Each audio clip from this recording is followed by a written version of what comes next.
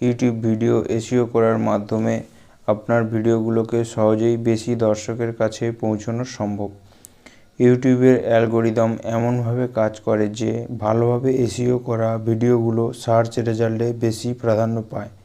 এখানে কিছু সহজ স্টেপ বলবো যেগুলি অনুসরণ করে আপনি আপনার ইউটিউব ভিডিওগুলোর এসইও উন্নত করতে পারেন। স্টেপ নম্বর 1, সঠিক কিওয়ার্ড গবেষণা করুন। আপনার ভিডিওর বিষয়ে কোন কিওয়ার্ড সবচেয়ে জনপ্রিয় তা খুঁজে বের করুন।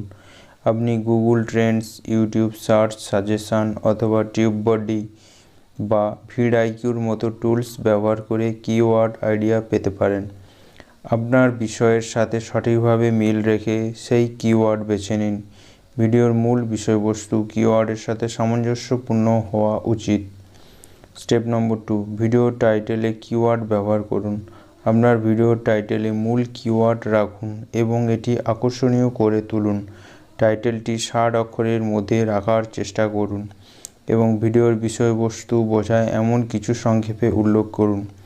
স্টেপ নম্বর 3, আকর্ষণীয় এবং বিস্তারিত বিবরণ অর্থাৎ ডেসক্রিপশন লিখুন।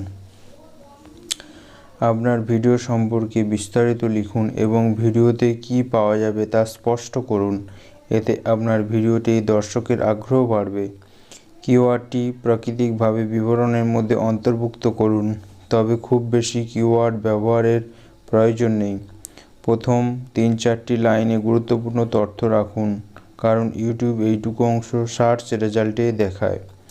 ট্যাগ ব্যবহার করুন। আপনার ভিডিওর মূল বিষয় সম্পর্কিত শব্দগুলোর উপর ভিত্তি করে প্রাসঙ্গিক ট্যাগ ব্যবহার করুন।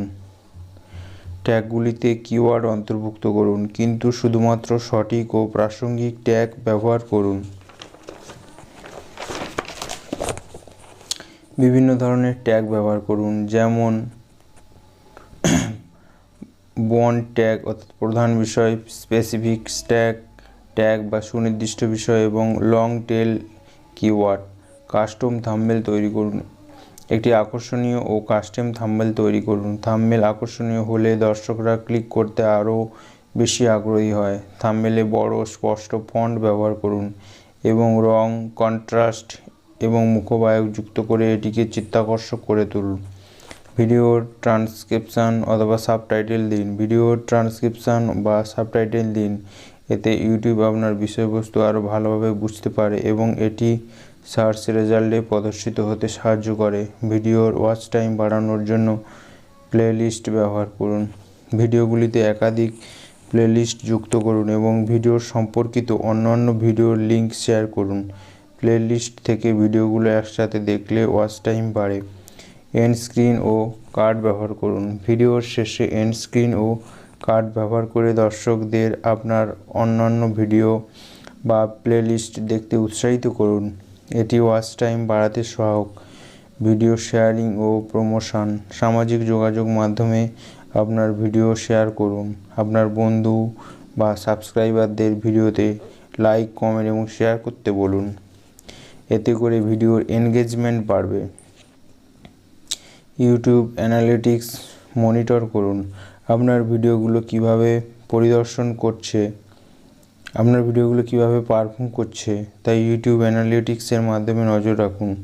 কোন ভিডিও ভালো পারফরমেন্স করছে, কোনগুলির ওপর আরও জোর দেওয়া দরকার তা আপনি জানতে পারবেন। এই স্টেপগুলো ফলো করলে আপনার ইউটিউব ভিডিওগুলো আরও বেশি ভিউজ পাবে এবং সার্চ রেজাল্টে হাই পজিশানে থাকবে। অনেক অনেক ধন্যবাদ বন্ধুরা সঙ্গে থাকার জন্য। টাটা।